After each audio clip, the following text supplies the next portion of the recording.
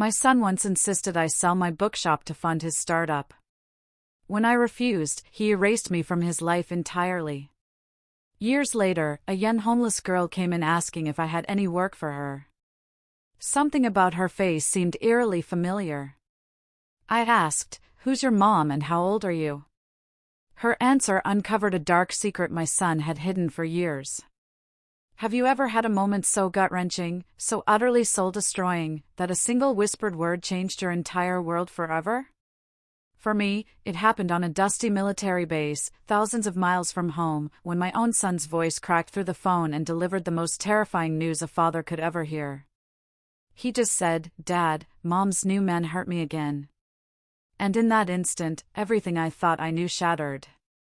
For 12 long years, the battlefield had been my classroom.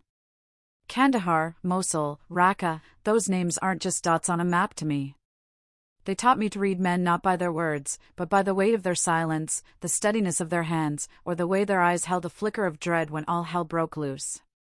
As a ranger, I became fluent in a language most people never even whisper, the brutal grammar of survival, the stark vocabulary of violence. My commanders called me Ice because nothing seemed to rattle me. I moved through firefights and IED explosions with the calm of someone who had already accepted the worst and simply refused to let it stop him. I grew up in rural Montana, a rancher's son. My dad, William Kane, taught me that a man's word was his bond, and his fist, a last resort. When I was 17, he broke his back, and I spent that entire summer running the ranch alone, 16-hour days under a merciless sun. That's where I learned I could endure anything. When Dad recovered enough to sell the ranch, I enlisted.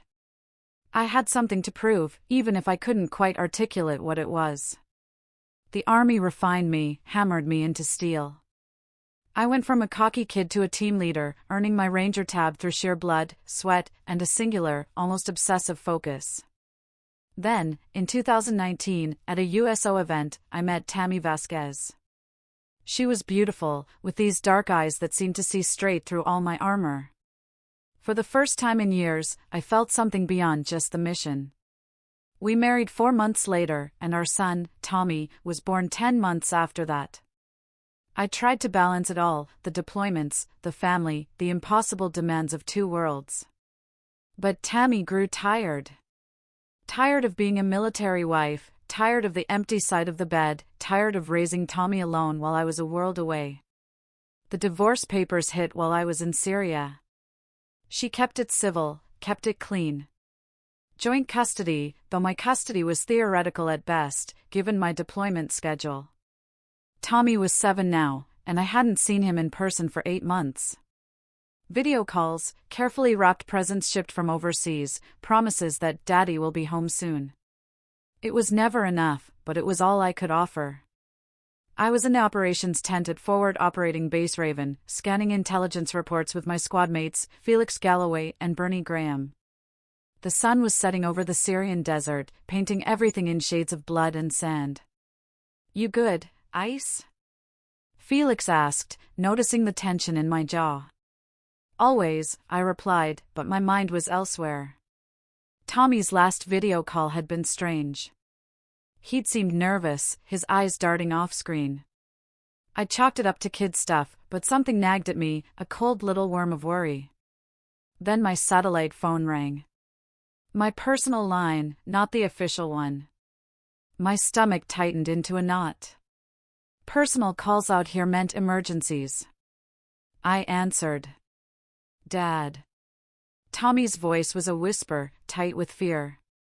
My entire body went rigid. "Tommy, what's wrong, buddy?" The words came in a rush, barely audible. "Dad. Mom's new man hurt me again. He said, 'Your soldier 1,000 miles away and can't do a thing.'" White noise filled my head, a roaring like an avalanche. My hand clenched around the phone so hard my knuckles went bone white. "Tommy, where?" The phone rustled, and then a man's voice, thick with arrogance, cut in. "You heard the boy. My brothers run this town. You come home, soldier boy? You're gonna find out what happens to heroes who stick their nose where it don't belong." The line went dead. My world stopped spinning. It crashed. I don't remember crossing the compound to Captain Reginald Valencia's tent. One moment I was staring at my silent phone, the next I was standing in front of my commanding officer's desk. My voice was studied, calm, despite the cold fury burning through my veins. "Sir, I need emergency leave. My son is in immediate danger." Valencia looked up from his paperwork, his gaze sharp, assessing. He was a 20-year veteran who'd come up through the ranks, and he recognized the look in my eyes. The same look men got right before they did something that couldn't be undone. "Explain," he said simply. I told him everything, my voice never wavering. When I finished, Valencia leaned back, his expression grim. "You know what you're asking me to do, Sergeant?" "Yes, sir." "And you know what you're going back to do?" "Yes, sir." Valencia studied me for a long moment. Then he picked up his phone. "Give me transport command. I need a priority flight out of here. And give me Master Sergeant Vince Rios." 20 minutes later, Vince Rios walked into the tent, followed by Felix Galloway, Bernie Graham, Jonathan Garza, and Bill Blackwell. These were my men, my fire team, the ones I'd served with for 3 straight years. They'd carried me when I was hit in Mosul. They'd held the line in Raqqa when everything went to hell. "Gentlemen," Valencia said, "Sergeant Kane has a family emergency.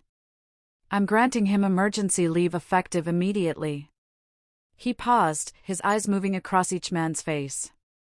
"I'm also granting all of you leave. You're going with him." Felix started to protest. "Sir, we didn't request." "I know what you didn't request, Corporal," Valencia cut him off. "And I know what you're going to do anyway, so let's make it official. 2 weeks emergency leave. All of you. If anyone asks, you were visiting Sergeant Kane's family for moral support." Valencia's voice hardened. "But understand this, you're still soldiers. You represent this unit, this army, and this nation. Whatever you do, whatever happens, I expect you to conduct yourselves accordingly." The unspoken message hung heavy in the air: don't get caught. Don't embarrass us. Do what needs doing. "Yes, sir," they replied in unison.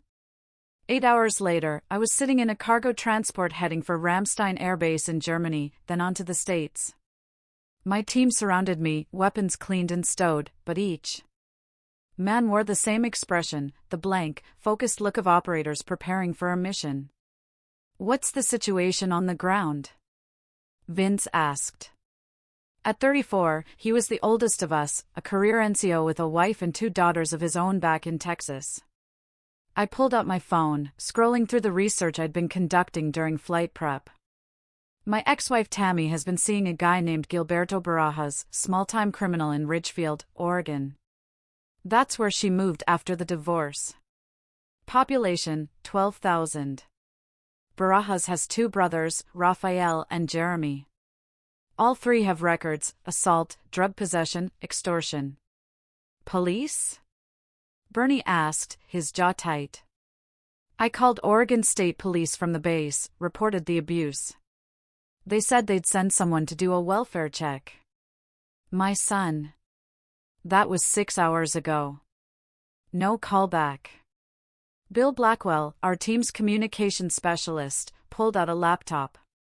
"Let me see what I can dig up." For the next 2 hours, as the transport droned across the Atlantic, Bill worked his magic. What he found painted an ugly picture. "The Barajas brothers aren't small-time," Bill said finally. "They're part of a larger network. Their uncle, Valentine Vaughn, runs a drug distribution operation across 3 counties. The brothers are his enforcers. And get this, Ridgefield's police chief, Peter Sharp, has a brother-in-law who works for Vaughn." My blood ran cold.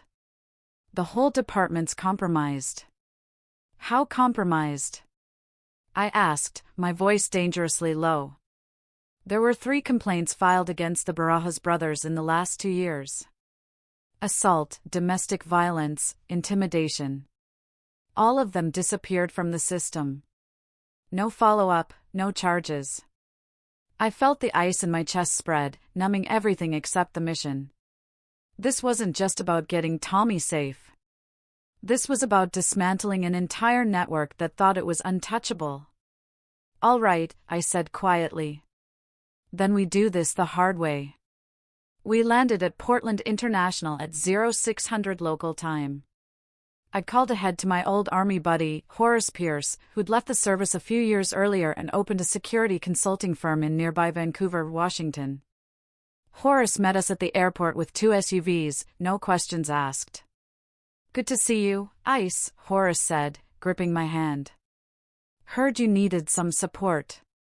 "Always do," I replied. "What do you know about Ridgefield?" "Small town, big problems. The Vaughn operation is the worst-kept secret in the county. They move meth and heroin up from California, distributed through the I-5 corridor. Everyone knows, nobody does anything." We drove to Ridgefield in convoy, rolling into town just after sunrise. I directed them past the small downtown, past the local diner and the hardware store, to the neighborhood where Tammy lived. It was a modest area, working-class homes with chain-link fences and tired lawns. Tammy's house was a small blue rambler at the end of a cul-de-sac.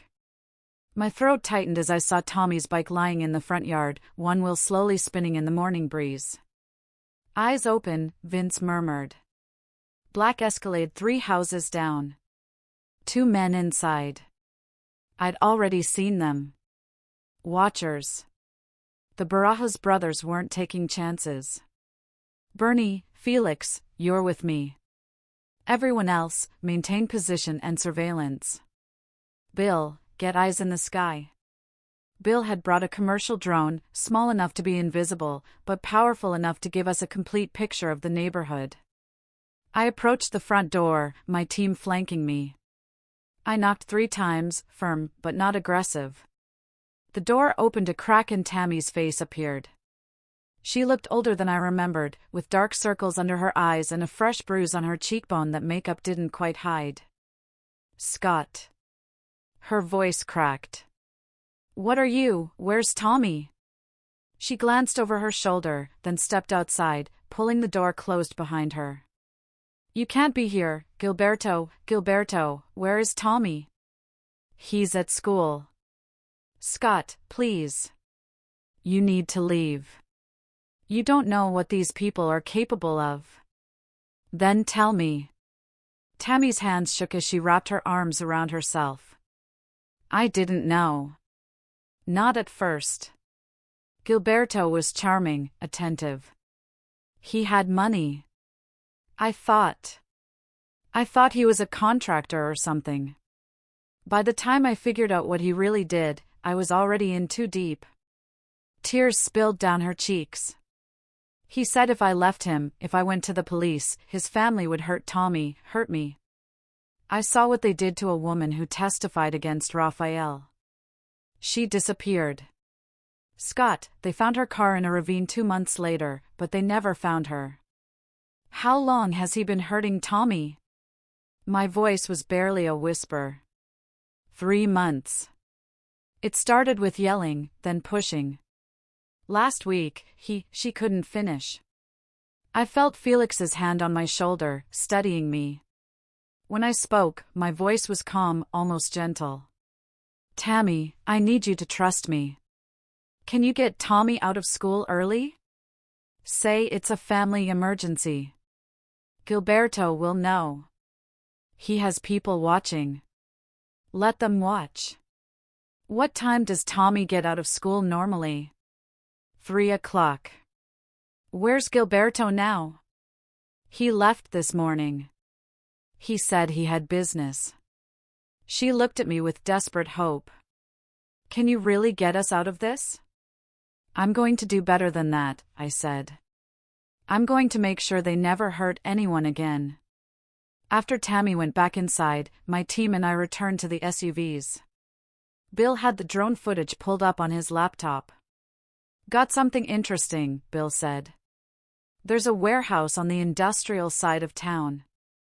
A lot of traffic coming and going. Our friends in the Escalade have been in radio contact with someone there. Vaughn's operation? Felix asked. Most likely. But there's more. Bill continued. I pulled property records. The warehouse is owned by a shell company, but I traced it back. Guess who's listed as a silent partner? Don't tell me, Vince muttered. Police Chief Peter Sharp, Bill finished. Not directly. It's buried under his wife's maiden name and 3 other LLCs. But it's there. I nodded slowly. So, we're dealing with a criminal enterprise with police protection. They think they're bulletproof. What's the play? Bernie asked. I looked at my team, these men who'd followed me into hell more times than I could count. We go to Tommy's school, secure him first. Then we start taking apart their operation piece by piece. But we do it smart. We document everything. Build a case that can't be ignored. And when they come for us, and they will, we make sure we're ready. And if they don't give us a choice? Vince asked quietly. My eyes were cold as winter in Montana. Then we handle it the way we handled Mosul. Ridgefield Elementary was a sprawling brick building surrounded by playgrounds and portable classrooms. I walked into the main office at 2 p.m., alone and in civilian clothes, jeans, a flannel shirt, and a baseball cap. I looked like any other parent. Can I help you? The secretary, a pleasant woman in her 50s, asked. I'm Scott Kane, Tommy Kane's father. I'm here to pick him up early. Family emergency. The secretary's fingers flew across her keyboard. I'll need an ID, and I need to verify you're on the approved pickup list. I handed over my driver's license. The secretary studied it, then her screen, and frowned. I'm sorry, Mr. Kane, but you're not on the list. Only his mother, and, she paused uncomfortably, and Mr. Barajas are authorized. I'm his father. I have joint custody. I understand, sir, but we need to follow protocol. If you can have Tommy's mother call us and add you to the list. I leaned forward slightly, my voice low but urgent. Ma'am, my son called me yesterday and told me he's being hurt. I flew halfway around the world to protect him. Now, you can call the police if you want. I'd actually appreciate that. But I'm not leaving without my son. The secretary's face went pale. She'd seen the bruises on Tommy Kane. She'd reported them herself to Child Protective Services 2 weeks ago. Nothing had happened. She'd been told the case was under review. Let me get the principal, she said quietly. Principal Joan Andrews was a no-nonsense woman in her 60s who'd been in education for 40 years. She listened to my story, saw the military ID that confirmed I was who I claimed, and made a decision. I'll release Tommy to you, she said. But I'm also calling CPS and the Oregon State Police. This situation needs to be investigated properly. I'd expect nothing less, I said. Thank you. 20 minutes later, Tommy Kane walked out of his classroom, saw me standing in the hallway, and broke into a run. I caught him, held him tight, felt the boy's small body shaking. You came, Tommy whispered. Always, buddy. Always. As we walked to the SUV where Felix waited, I examined my son. Tommy had a fading bruise on his arm, another on his ribs, visible when his shirt rode up. Rage burned in my chest, a cold, focused fire, but I kept my voice calm. You're safe now, I told Tommy. Nobody's going to hurt you again. We drove to a motel on the outskirts of town, a place Bill had scouted earlier. My team had taken 4 adjoining rooms, turning them into a makeshift operation center. Horace had brought additional supplies, surveillance equipment, secure communications gear, and enough provisions to sustain us for 2 weeks. Tommy sat on one of the beds eating pizza while Vince showed him pictures of his own daughters. I stepped outside with Bill and Bernie. Police chief just got a call from the school, Bill said, monitoring the scanner. He's dispatching 2 officers to Tammy's house. Good, I said. Let them do their job. We stay clean. But I want eyes on that warehouse tonight. Full surveillance. Who comes? Who goes? What are they moving? That night, Felix and I conducted the reconnaissance personally. The warehouse sat at the end of a dead-end road, surrounded by a chain-link fence topped with barbed wire. Security cameras covered the approaches, but they were cheap commercial models easily avoided.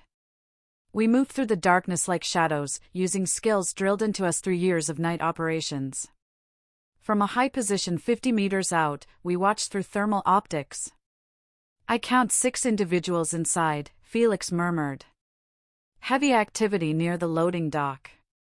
Looks like they're packaging something. Drugs, I said. They're preparing a shipment. As we watched, 3 vehicles arrived, a Mercedes SUV, a Lexus sedan, and a beat-up pickup truck. Men emerged, including 2 I recognized from Bill's research, Jeremy and Rafael Barajas. Then, Gilberto Barajas stepped out of the Mercedes. I'd studied the man's photo, but seeing him in person crystallized everything. Gilberto was 6'2" and heavily built, with slicked-back hair and expensive clothes. He moved with the swagger of a man who'd never been held accountable for anything. This was the man who had hurt my son. Easy, Felix whispered, sensing my tension. We observed for 2 more hours, documenting everything with high-resolution photos and video. The warehouse operation was sophisticated. Multiple distribution points, careful packaging, professional-grade security. This was no amateur hour. As we prepared to extract, my phone buzzed. A text from Bill, incoming. 2 vehicles heading your direction. Move now. We melted into the darkness, reaching our vehicle just as headlights swept across the road behind us. Someone had spotted us, or at least suspected surveillance. They're getting nervous, Felix said as we drove away. That's good. Nervous people make mistakes. I nodded, but my mind was already on the next phase. I'd gathered intelligence. Now it was time to start applying pressure. The next morning, I made 3 phone calls. The first was to the FBI field office in Portland. I identified myself, provided my military credentials, and reported a large-scale drug distribution operation with law enforcement corruption. The agent who took my call was professional but skeptical, until I mentioned I had photographic evidence and surveillance footage. I can have an agent meet you this afternoon, the agent said. Make it 2 agents, I replied. And bring someone from the DEA. The second call was to a lawyer Horace recommended, Lauren Navo, a former prosecutor who'd left the district attorney's office after butting heads with corrupt officials once too often. She agreed to represent me in the custody matter and to review my evidence of the criminal enterprise. The third call was to a journalist, Mandy Bruce, an investigative reporter with the Portland Tribune who'd written extensively about rural drug operations and police corruption. Mr. Kane, she said when we met for coffee, I've been trying to crack the Vaughn organization for 2 years. If you have what you say you have. I have it, I said, sliding a flash drive across the table. Full surveillance from last night. Faces, vehicles, license plates. Enough to start connecting dots. Mandy studied me. Why are you doing this? You could just take your son and leave. Because Tommy isn't the only kid in this town, I said. And these people will keep hurting others until someone stops them. By afternoon, the pressure was mounting. The FBI agents, a veteran named Francis Mesa and a younger agent named Ariel Peak, reviewed my evidence with increasing interest. The DA agent, a hard-eyed woman named Kristen Vang, made 3 phone calls during the meeting, each one more urgent than the last. This is solid, Francis said finally. But I need to be straight with you. Building a case against a protected organization takes time. We're talking months of investigation, wiretaps, surveillance. If they know we're looking at them, they'll destroy evidence and disappear. So, don't let them know, I said. I can keep the pressure on. Make them think it's just me. Just a father protecting his son. By the time they realize they're under federal investigation, it'll be too late. Kristen Vang leaned forward. You're talking about making yourself bait. I'm talking about doing what needs to be done. What I didn't tell them was that I'd already started. That morning, Bill had done something beautiful with his computer skills.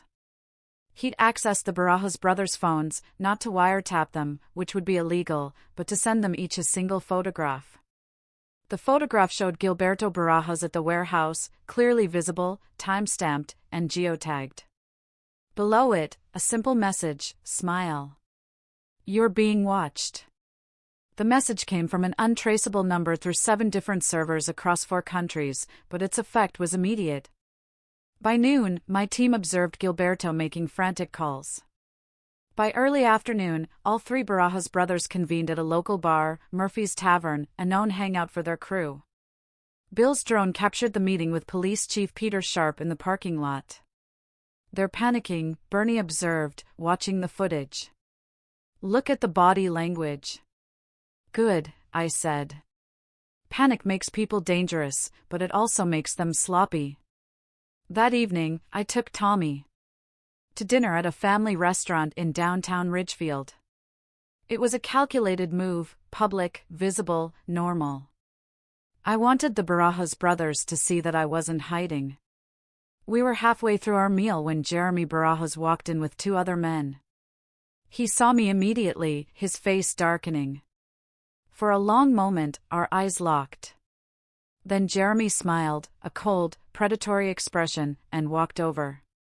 Scott Kane, he said, his voice carrying false friendliness. The famous war hero. My brother told me you were in town. I stood slowly, positioning myself between Jeremy and Tommy. And you must be one of the cowards who threatens children. Jeremy's smile didn't waver, but something dangerous flickered in his eyes. Careful, soldier boy. You might be tough overseas, but you're in our world now. Your world, I said quietly, is about to get a lot smaller. The 2 men with Jeremy shifted, hands moving toward their waistbands. Is there a problem here? The restaurant owner, an older man named Stevie Shields, had emerged from the kitchen. He held a baseball bat and a phone. Because I've already called the police, and I'm recording everything. Jeremy glanced at the phone, then back at me. No problem. Just saying hello to an old friend. He leaned closer, his voice dropping. My uncle wants to meet you. Valentine Vaughn. Tomorrow night, 8 o'clock, Murphy's Tavern. Come alone. I'll be there, I said. After Jeremy left, Stevie apologized profusely. I thanked him, paid for the meal, and took Tommy back to the motel. Dad, Tommy asked as we drove, are you going to be okay? I looked at my son in the rearview mirror. I promise you, buddy, this is all going to be over soon. That night, the team gathered for a tactical briefing. They're inviting you into a trap, Vince said. Murphy's is their territory. They'll have every advantage. I know, I said. Which is why we're going to flip the script. Bill, can you get eyes and ears inside Murphy's? Already working on it. The place has Wi-Fi, which means I can access their security cameras. I can also place some wireless microphones. Plant them during the lunch rush. Nobody will notice. Good. Felix, Bernie, I want you outside with overwatch positions. Jonathan, your backup. You'll be inside, playing the drunk regular. Vince, you coordinate with our FBI friends. If this goes sideways, I want federal agents on standby. And if Vaughn wants to talk business? Horace asked. I smiled, but there was no warmth in it. Then we'll talk.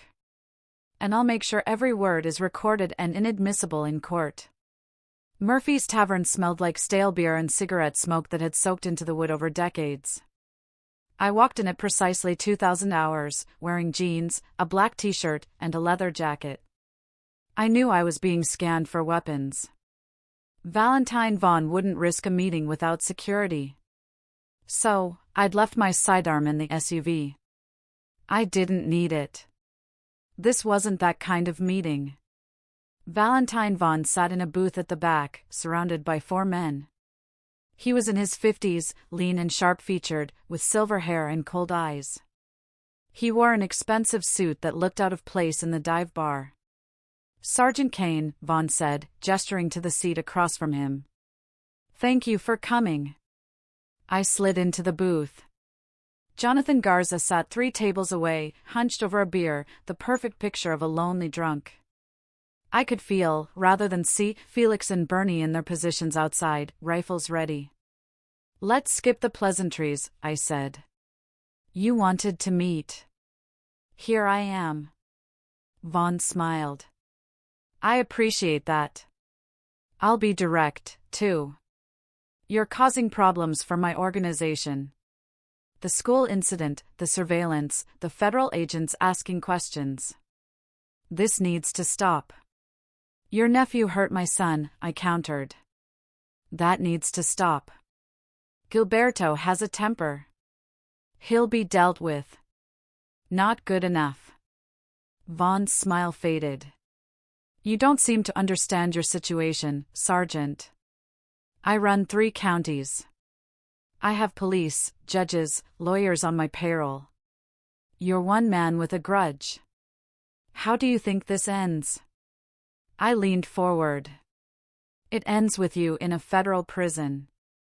See, while you've been building your little empire, I've been building a case. The FBI has my evidence. The DEA is watching your warehouse. And in about," I checked my watch, "10 minutes, a story is going to drop in the Portland Tribune detailing your entire operation, with photos."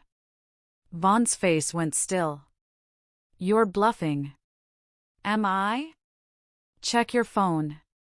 Vaughn pulled out his phone, his fingers moving rapidly. His face went pale. Mandy Bruce's story had just gone live online, complete with photographs and a detailed breakdown of the Vaughn organization structure. "You made a mistake," I said quietly. "You thought you were untouchable. You thought hurting a kid wouldn't matter because his father was too far away. But I'm not far away anymore. And I'm not stopping until every one of you is behind bars." Vaughn's men tensed, hands moving toward weapons. I didn't move. "You pull those guns," I said, "and everyone you get caught on camera." On every screen in the bar, the TV above the counter, the old-school arcade machine in the corner, even the jukebox display, the same image appeared, a live feed from the security cameras, showing the booth, showing Vaughn's men reaching for their weapons. "Say cheese," I said. "You're live on the internet." Bill had hacked every device in the bar and was streaming to multiple platforms. Thousands of people were watching. Vaughn's jaw clenched. "Turn it off." "Not until we're done talking. Here's how this works: you and your organization are finished. The feds are coming. You can cooperate, cut a deal, maybe see daylight before you're 70, or you can fight. In which case, I'll make sure they add every charge they can think of. Your choice." I fixed my gaze on him. "And Gilberto?" "Gilberto is done hurting people. If he comes near my son again, if he comes near Tammy, if he even thinks about retaliating, I will end him. And I don't mean legally. Do you understand?" Vaughn stared at me for a long moment. "You're threatening to kill him." "I'm promising to protect my family, however necessary." For the first time, something like respect flickered in Vaughn's eyes. "You know, Sergeant, in another life, you'd have made a good soldier for my organization. In another life," I said, "you'd have made an honest living." I stood to leave, then paused. "Oh, and Vaughn? Tell Peter Sharp his career is over. The FBI knows about his partnership. He'll be arrested tomorrow morning. I walked out of Murphy's Tavern knowing every eye in the place was on me. I'd just painted a target on my back, but I'd also made my position clear. The Vaughn organization could surrender or fight, but either way, they were going down. The question was, what would they choose? The answer came at 0200 hours. I was in my motel room, Tommy asleep in the other bed, when Bill's voice crackled through my radio. Multiple vehicles approaching your position. At least 8 men, all armed. I was moving before Bill finished speaking. I scooped Tommy up, the boy waking with a start, and carried him to the adjoining room where Vince was on watch. Take him, I ordered. Get him to Horace's safe house. Now. Dad?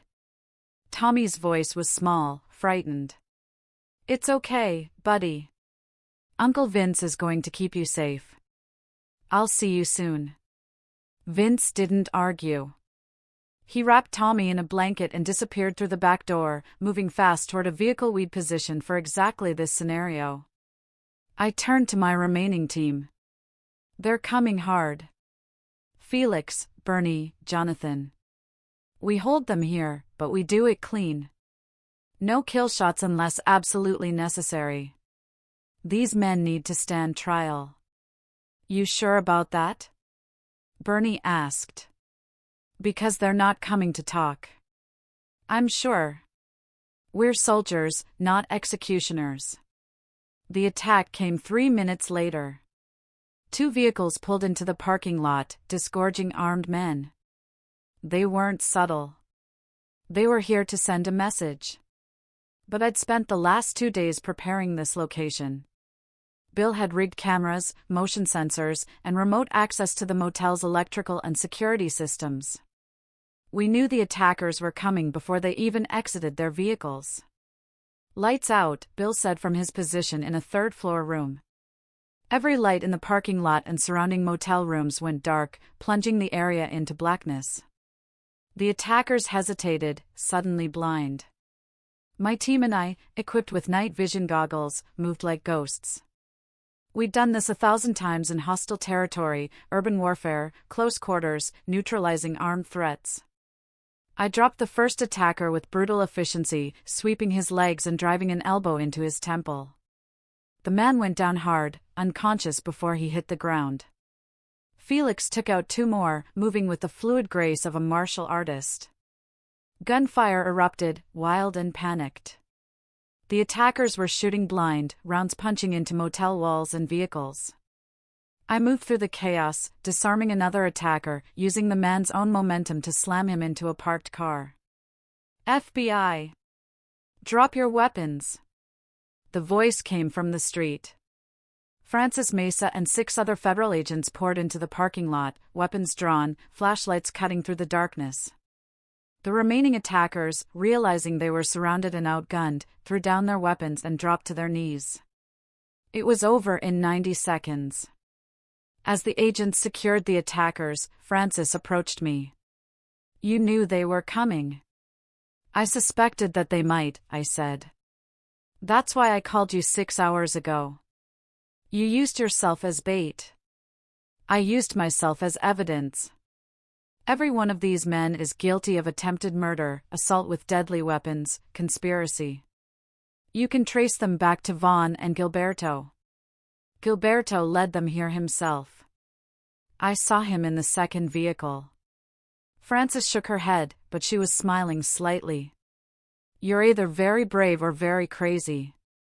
I'm a father, I said simply. The next morning, the arrests began.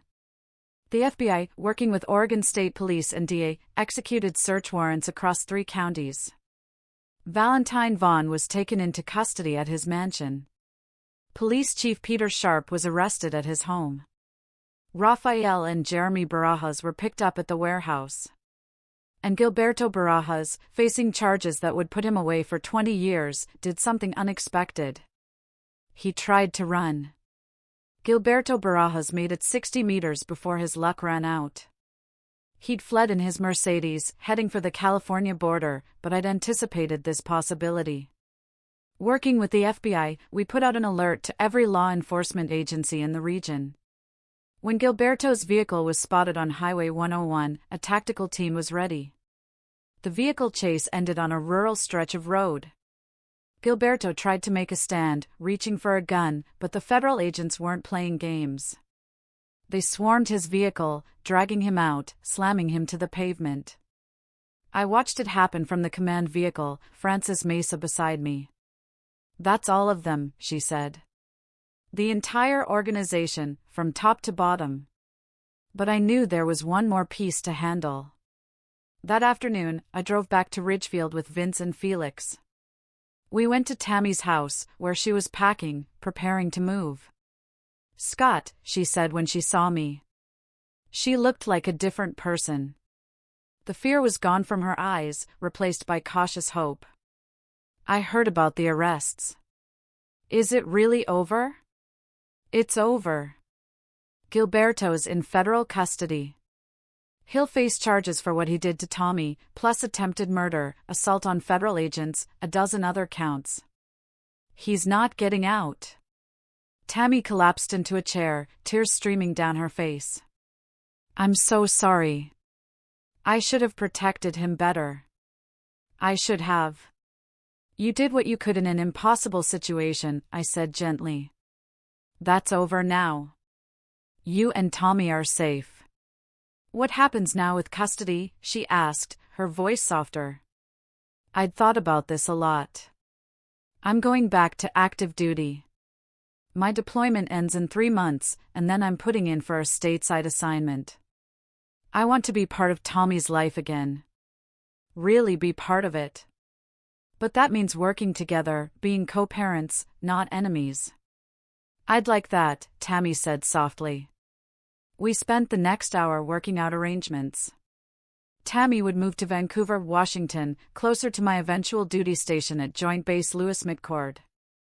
Tommy would have consistent time with both parents. We'd go to therapy, all 3 of us, to work through the trauma. It wasn't perfect. It wasn't a fairy tale reconciliation. But it was real. And it was right. That evening, I took Tommy to a park overlooking the Columbia River. The boy had been quiet since his rescue, processing everything in the way kids do, through play, through routine, through small questions that revealed deeper fears. "Dad," Tommy asked as we sat on a bench watching the sunset over the water. "Are the bad men really gone?" "They're gone, buddy. They're in jail and they're going to stay there for a very long time because of you." "Anne." I considered my answer carefully. "Because a lot of good people work together. The FBI, the police officers who weren't corrupt, the journalists who told the truth, my team who came to help. Nobody does these things alone. But you started it. I did what any father would do. I protected my son." Tommy leaned against me, small and warm. "I knew you'd come. Even when Gilberto said you couldn't, I knew." I wrapped my arm around my son, feeling something unlock in my chest. "I will always come for you, Tommy. No matter where I am, no matter what happens, that's a promise." 3 weeks later, I stood in federal court in Portland, watching as Valentine Vaughn, Peter Sharp, and the Barajas brothers were arraigned. The charges were extensive: drug trafficking, racketeering, corruption, assault, attempted murder. The judge denied bail for all of them. Gilberto Barajas, facing an additional charge of child abuse, would go to trial in 3 months. The evidence against him was overwhelming: testimony from Tommy, from Tammy, from teachers who'd seen the bruises. Combined with his other charges, he was looking at life without parole. After the arraignment, I met with Frances Mesa and Kristen Vang outside the courthouse. "We couldn't have done this without you," Frances said. "Your evidence, your testimony, it was all crucial." "I just want to make sure it sticks," I said, "that they don't find some technicality to walk." "They won't," Kristen assured me. "We got them cold. And the case has opened up 3 other investigations into rural drug operations. You've done more than save your son. You've helped clean up an entire region. That afternoon, I returned to the motel to pack. My team had already left, returning to base one by one. They'd faced questions about their leave, about what they'd been doing, but Captain Valencia had been true to his word. The official record showed they were supporting a fellow soldier's family emergency, nothing more. Horace Pierce helped me load the last of my gear. "You did good, Ice," he said. "Real good. Couldn't have done it without you. Any of you. That's what brothers do. You need anything, anytime, you call." My flight back to Syria left that evening. As I sat in the departure lounge, I video-called Tommy. The boy was with Tammy, already settling into their new apartment in Vancouver. "When will you be back, Dad?" Tommy asked. 3 months. Then I'm home for good.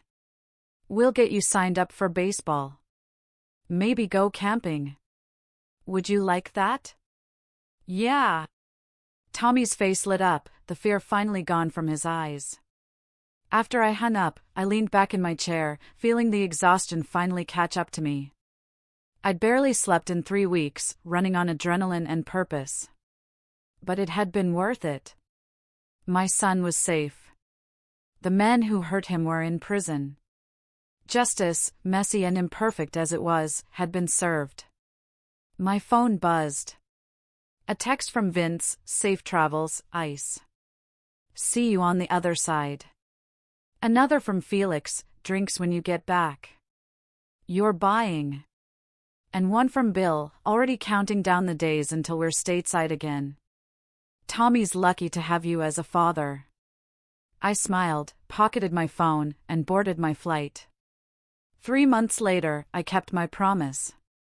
I separated from the Rangers and took a training position at Fort Lewis. I bought a house 15 minutes from Tammy's apartment.